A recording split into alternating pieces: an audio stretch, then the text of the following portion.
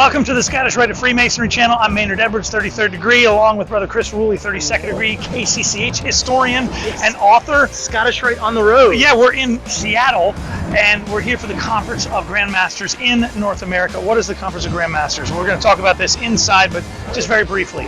Conference of Grand Masters. All the Grand Masters from across the United States and North America, actually, come here to a central location to talk about Freemasonry, all the interesting things about recognition, politics, history.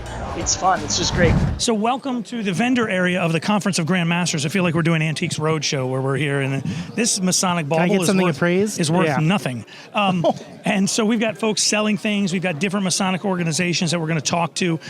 We spoke a little bit outside when we were surviving a protest and the Seattle markets, which, by the way, I had a peanut butter brownie that was excellent.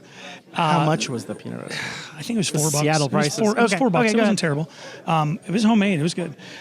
And now inside here, the Conference of Grand Masters in North America, been happening since the late 1920s, roughly turn of the time. century. So 20th century. Okay, even before that, yeah. So it started before the Washington Memorial. Yes. And by the way, the Washington Memorial's got a booth we have our own. There. Yeah, that's right. We're going to talk to them in a little while. But so it started in 1910. Who else are we speaking to today? We're talking to a lot of people. Actually. Yeah, the Syots are here. I love to talk to them. The Tall Cedars are here. So we've got some friends from the Northern Masonic jurisdiction, but there are a lot of different Masonic organizations here.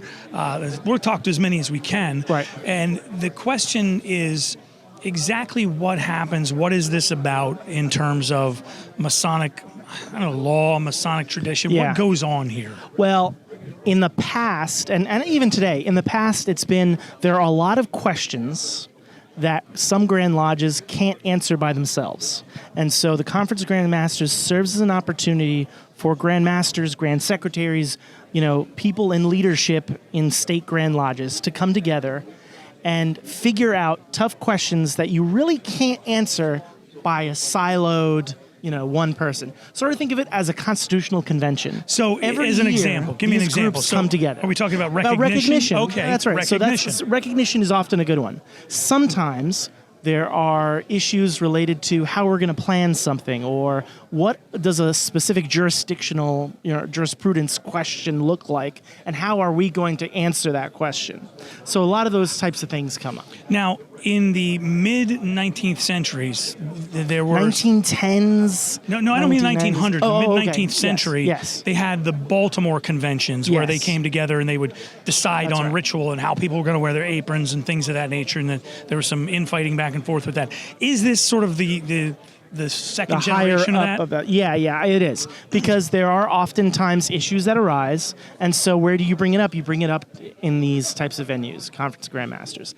And also a lot of Grand Lodge, right? So, like you mentioned, Northern Masonic jurisdiction, Southern jurisdiction, Tall Cedars, all these national groups come together, and this is really an opportunity for the leadership to have conversations. Can you believe it? In the past, they just never did until they started doing these processes. Now, generally, it coincides, and last year it coincided. We didn't talk about it much, but we were doing that parade last year. That's right. 2023. That's right. It coincided with the Cornerstone rededication at the George and that's Washington convenience. Right. That's a function of logistics. And then the big parade, and it was the conference was there in Alexandria, Virginia. Right. That's where it used to always be, in and around the Washington, D.C. metro. For a very long time, yes. Because there's no plane ticket that says Alexandria. You go to Washington. Yeah. And even in some of the research that I was doing for my book, they would often come. They would either be at the Hilton or like the Willard Hotel. There would be an opportunity to meet the president. They would all go to the White House to meet the president. There would be a session on the memorial, talking about how the memorial is doing. And so Conference of Grand Masters occurred before the memorial, let's just say, the construction of the memorial. Sure. But then with the memorial coming together, the memorial served as a proxy to bring people together. And then over time, they thought, well, why are we all coming to D.C.? Why can't we go somewhere else and start to alternate and go to different places? And Masonic Week, by the way, was tied into that. The Conference of Grand Masters happened, but that was part of Masonic Week. And Masonic Week, which as we're standing here taping this, has just ended. Right. And it really is a unique thing. That's right. Where there's lots more of York side degrees. Related, more York Rite related. Related. Indeed. So what's the highlight of the Conference of Grand Masters for you? I mean, first of all, have you been before? You were in Alexandria last year. This is my well, this is my second Conference of Grand Masters. I think the other ones were just in places that I didn't attend. I think the general sessions, the sessions where the Grand Masters are talking and engaging, are important. And then what you'll notice is in every conference, there are workshops and sessions. So you're speaking, for example, on one of the workshops. And you're speaking? Yes, that's right. Yeah. Right. And who just photobombed us? Uh-oh. That's all right. No. You're good. We're on Masonic Antiques Roadshow. So if you want something to praise, but it's been a lot of fun so far. I've had a couple of great conversations with Supreme Council members in particular.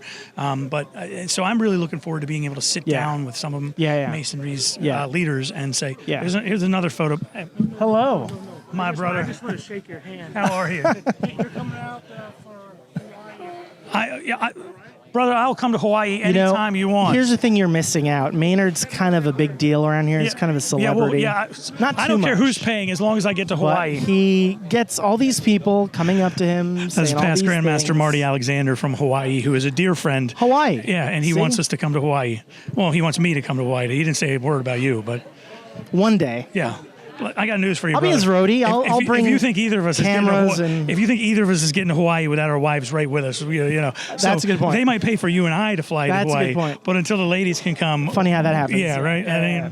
Well, anyway, nevertheless, honey, it's for work. I've got to go. See, this is one of these examples. If you've never been to Masonic Week and you've never been to Conference of Grand Masters, they are effectively the same thing, which is you get all the top people or the nerds of Freemasonry who show up. We say that with great love. Yes. For Masonic Week, they are very much the nerds of Freemasonry. And so they all come together and they try to answer these questions, or they try to resolve issues or figure out things that they may not necessarily get in a state level. You are here not only with the Supreme Council of the Scottish Rite and the work that you do with us. Yeah. You are also here with the Philalethes Society. So that's... Someone is moving, the lights are on. See, this is live. This is the best part of that. So the Philalethes Society, for folks, we're going to bring Adam Kendall in just a couple of minutes. Who is... research institution. Research institution that was around, I think, 1923. I'm going to check that math on that. But the idea was... lodges or Grand Lodges were not producing enough research, or they were just not interested in engaging in a really serious study on research. And so they decided, well, we know that there's a lot of research-oriented people out there, Masons, who are interested in research. Let's put them all together. Let's create a journal. Let's publish that and share that information and share that with Grand Lodges, share that with lodges and individuals. Now, I joined... I think in the fall of last year, and I didn't know this, but the first issue I got was the one that had your article on John Adams. No, I'm just joking. And it was, which was really cool. I was like, hey, I'm glad I joined, but it's really cool, and I'm interested in doing chatting with you and with Adam very specifically about Philalethes Society. But I'm eager to talk to some of the Masonic bodies that are lesser known. I mean, I'm a tall cedar. Are you a tall cedar? I'm not a tall cedar. Do you know what the tall cedars are? There's no forest in D.C. So he is a Masonic nerd by self-definition and doesn't really know what the cedars are. Well, no, I do know what who the cedars are, but there's just no active forest in D.C. What about the Sciots? I don't know much about the Sciots. Exactly. There's groups like that here, which is going to be a lot of fun to find out about. Yes. Well, we're going to continue to bring you lots more with the Conference of Grand Masters. We'll bring you some live things. We've got some great interviews that will spread out over the next week or two. But please make sure you subscribe to the channel. If you've got a question, something you want to ask, drop that in the comment section below. That's Chris Ruli, 32nd degree KCCH. I'm Maynard Edwards, 33rd degree. Thanks for watching.